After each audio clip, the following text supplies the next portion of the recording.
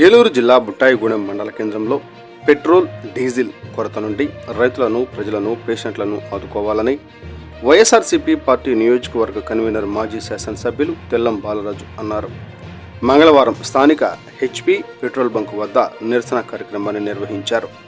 ఈ సందర్భంగా ఆయన మాట్లాడుతూ పెట్రోల్, డీజిల్ కొరత వల్ల ప్రజలు అల్లాడిపోతున్నారని, నిత్యం పెట్రోల్ బంకుల వద్ద గంటల కొద్దీ క్యూ లైన్లో నిలబడవలసి వస్తుందని, ప్రజలు తీవ్ర ఇబ్బందులు పడుతున్నారని అన్నారు. గతంలో రైతులకు విత్తనాలు లేక ఇబ్బందులు పడ్డారని, అలాగే ఎరువులు, డీజిల్, పెట్రోల్ కృత్రిమ కొరత కలిగిస్తున్నారని అన్నారు. ఇప్పటికైనా ముఖ్యమంత్రి చంద్రబాబు నాయుడు చర్యలు తీసుకుని ప్రజలకు, రైతులకు, అనారోగ్య బాధితులకు ఇబ్బందులు కలగకుండా తగు చర్యలు తీసుకోవాలని వైఎస్ఆర్సీపీ కాంగ్రెస్ పార్టీ తరపున డిమాండ్ చేశారు. ఈ కార్యక్రమంలో మండల పార్టీ నాయకులు, కార్యకర్తలు, అభిమానులు అధిక సంఖ్యలో పాల్గొన్నారు. పాముల మురళీకృష్ణ, టుడే టీవీ ప్రతినిధి, ఏలూరు జిల్లా. కేంద్ర రాష్ట్ర ప్రభుత్వాల అసమర్థత వైఖరి. పెట్రోల్ డీజిల్ వెంటనే, పెట్రోల్ డీజిల్ వెంటనే, పెట్రోల్ డీజిల్ వెంటనే, పెట్రోల్ డీజిల్ వెంటనే, పెట్రోల్ డీజిల్ వెంటనే, పెట్రోల్ డీజిల్ వైఖరి. కేంద్ర రాష్ట్ర ప్రభుత్వాల అసమర్థత వైఖరి. ఆయన ఏంటంటే డైవర్షన్ అన్నమాట. ఇప్పుడు వైఎస్ఆర్ పార్టీ రోడ్ మీదకి వస్తుందంటే ఆయన అమరావతిలో మీటింగ్ పెట్టి పోలీసులు ఆదేశిస్తారు. ఈరోజు ధర్నా జరగకుండా చూడండి, ఈరోజు నిరసన జరగకుండా చూడండి. కానీ పెట్రోల్, డీజిల్ అందుబాటులో ఉండేలా చేయాలని చెప్పడం ఆయన. ఎందుకంటే మాటలకే పరిమితం, చేతల్లో అయితే ఈ విధంగా ఉంది. ఇప్పుడైనా కానీ ఈ ప్రభుత్వం చంద్రబాబు నాయుడు చిక్కు తెచ్చుకోవాలి. ఈరోజు ఇలాంటి పరిస్థితి ఏర్పడింది. మొన్నటి వరకే ఎరువుల కోసం క్యూలో నిల్చున్నారా, విత్తనాల కోసం నిల్చున్నారా, గ్యాస్ కోసం క్యూలో నిల్చున్నారా? ఈరోజు పెట్రోల్, డీజిల్ లాస్ట్కి ప్రజలందరూ కూడా రోడ్డు మీద పెట్టే పరిస్థితి వచ్చింది. ఈ ప్రభుత్వాన్ని, ఈ కూటమి ప్రభుత్వం గెలిపించుకొని ఈ చంద్రబాబు నాయుడు ముఖ్యమంత్రి చేసి ప్రజలందరూ కూడా తలలు బాదుకుంటున్నారు. ప్రజలందరూ కూడా స్వగం సంతోషం కూడా లేరు. ఇప్పుడైనా కానీ చంద్రబాబు నాయుడు బుద్ధి తెచ్చుకోవాలని, కాకపోతే రాబోయే రోజుల్లో ప్రజలే గట్టిగా బుద్ధి చెప్తారని మరి చంద్రబాబు నాయుడిని డిమాండ్ చేస్తారు. మరి ఈరోజు ఆంధ్రప్రదేశ్ రాష్ట్రంలో మరి డీజిల్, పెట్రోల్ కొరతతో ప్రజలు, రైతులు,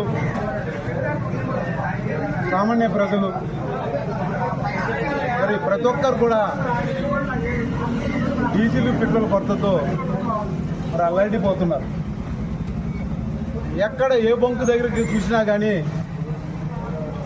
మరి ప్రజలు, రైతాంగం ఈరోజు క్యూలో ఉండి ఈరోజు నిలబడిన పరిస్థితి ఏర్పడింది. ఇలాంటి పరిస్థితి దేశంలో కూడా ఎక్కడ కూడా లేదు. మన పక్కనున్న తమిళనాడులో కానీ, తెలంగాణలో కానీ, కర్ణాటకలో కానీ కూడా ఇలాంటి పరిస్థితి లేదు. దీనికి కారణం మరి కూటమి ప్రభుత్వం చంద్రబాబు నాయుడు యొక్క అసమర్థ పాలన వల్లే ఈరోజు ఇలాంటి పరిస్థితులు దాపరించింది.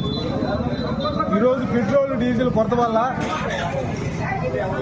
ప్రజలు కానీ, రైతులు కానీ, హాస్పిటల్కి వెళ్ళవలసిన పేషెంట్లు కానీ చాలా అవస్థలు పడుతున్నారు. కానీ చంద్రబాబు నాయుడు గారికి ఈరోజు క్షేమ పుట్టినట్టు కూడా లేదు. ఇదే పరిస్థితి ఉంది.